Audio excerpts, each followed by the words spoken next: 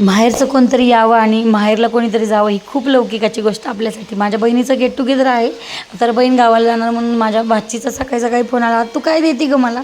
मग खूप साऱ्या गोष्टी कलेक्ट केल्या आणि पिशवीत भरल्या. माझ्या बहिणीचा मित्र त्या गोष्टी सगळ्यांनी न्यायला आल्या. गुलाबी कलरची साडी घातल्यावर आई मला म्हटली की तुला ही साडी लई छान दिसते. मग मला असं वाटलं की ही साडी आईला पण छान देईन. वडिलांनी टी शर्ट मागवले होते, 2 टी शर्ट मी घेऊन दिले.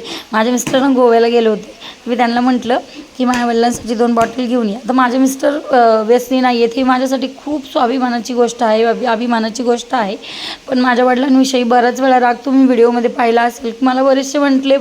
पण मी खरं सांगू, हा व्हिडिओ याबद्दल यासाठी बोलते की माझ्या या व्हिडिओतून जर कुणी एकाने जरी दारू सोडली ना, तरी माझ्या या व्हिडिओचं चीज होईल. खरं सांगू का, आता वडिलांचं वय होत चाललं आहे, माझंही वय तितकंच होत चाललं आहे. खूप राग केला मी वडिलांचा की त्यांनी व्यसन केलं आणि आमचं मात्र झालं म्हणून. माझी आजी कायम म्हणायची की या माणसाने माझ्या लेकराचं मात्र केलं म्हणून, सोन्यासारख्या.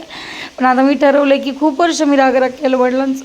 आता आयुष्य थोडं राहिलं आहे, क्षणभंगूर आहे आयुष्य. आता नाही राग करणार मी. ज्या गोष्टी त्यांना आवडत होती ना, ती गोष्ट उद्या बघा गेल्यावर ते नैवेद्याला ठेवण्यापेक्षा ना, जिवंत आहे तोपर्यंत या गोष्टीचा आनंद आहे. म्हणून मग मला न आवडणारी गोष्ट आज पहिल्यांदा वडिलांसाठी केली.